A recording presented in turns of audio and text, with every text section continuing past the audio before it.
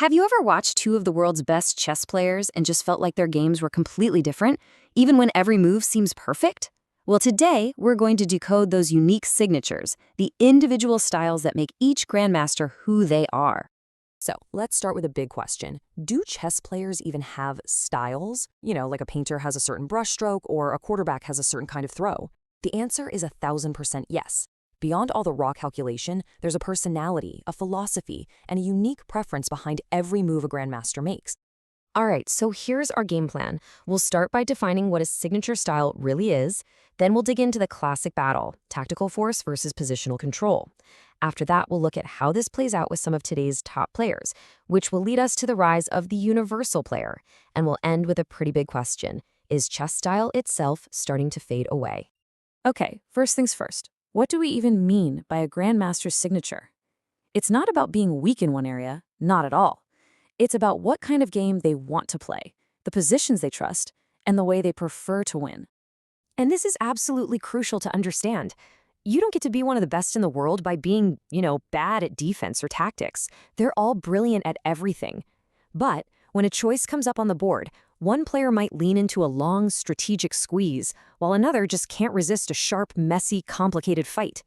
That choice, that's their signature. So, at the very heart of all these different styles, you'll find this fundamental tension between two big ideas: tactical force and positional control. This really frames the central debate in chess, doesn't it? Are you a builder or are you a hunter? Positional players are like architects. They are slowly, patiently improving their structure, controlling key squares, and creating these little long-term weaknesses for their opponent. Tactical players, on the other hand, they're like sharpshooters. They're always looking for that immediate, decisive combination. The forks, the pins, the skewers, that can literally end the game on the spot. But, and this is a big but, these two things are deeply connected. As the legend Bobby Fischer said, tactics flow from a superior position. You can't just magically create an attack out of nothing.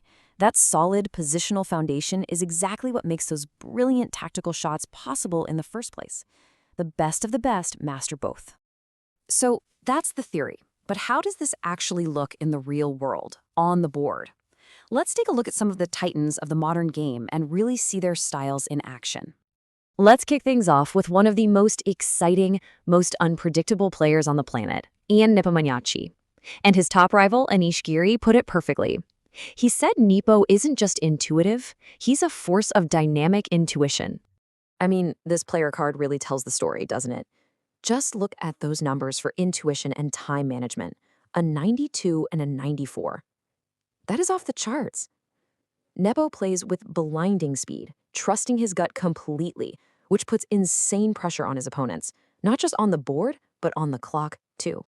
He's what you'd call a maximalist. He's not just playing for a small, safe advantage. No, he's playing for the knockout punch, almost always picking the sharpest, most complicated path.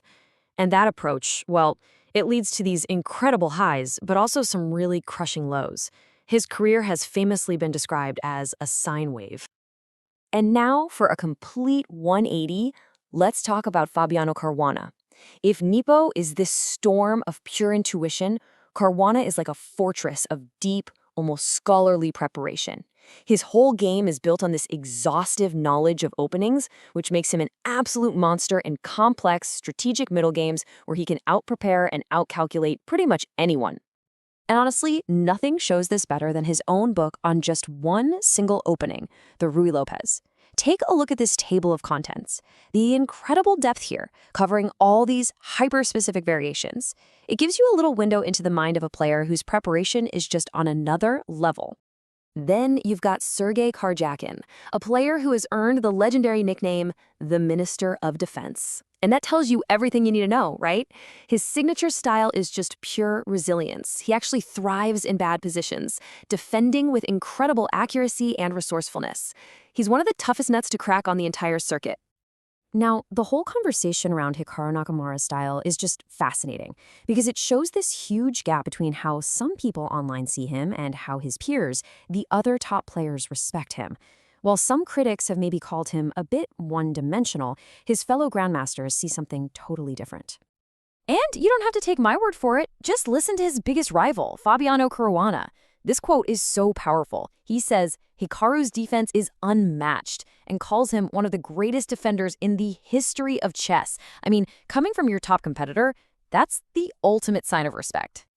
But here's the thing. As much as we love talking about these distinct specialized styles, the game itself is evolving. The modern Grandmaster can't really afford to be just a specialist anymore. And that brings us to the rise of the universal player. The former world champion Vladimir Kromnik really saw this coming. He said that as computers got stronger and revealed the objective truth in so many positions, players had to adapt. Any little flaw, any over-specialized approach could be exploited. So everyone had to get better at everything. He called it universalization. And there is no greater, no more perfect example of this universal style than Magnus Carlsen. For more than a decade, he has dominated the game by simply being a master of all of it. I mean, just think about this for a second. He's been called the most positional player, a pure endgame specialist, and a relentless attacker. How can he be all of those things at once? Because he is. He's like a chameleon. He just adapts his style to whatever the position needs and to whatever his opponent's biggest weakness is. So this whole evolution towards the universal player, it raises a really profound question. And it's not just about strategy, it's about the soul of the game itself. The reality of modern chess is it's brutal. You have chess engines that can see 40 moves deep. Any stylistic tendency you have, a love for attacking, a preference for quiet positions, it can be analyzed, targeted, and just ruthlessly exploited. Being a specialist is a luxury very few players at the top can still afford. And that leaves us with this final, critical question. As players get closer and closer to machine-like perfection, does the game risk losing its human element? Will those distinct, personal signatures that make chess such an art form, will they slowly fade away in the endless quest for the single best move? It's something to think about the next time you watch the giants of the game go head-to-head. Hope you like our video. Don't forget to comment, share, and subscribe us. To join our insightful Chess on a Rog classes, WhatsApp or call us at given number. Thanks for watching.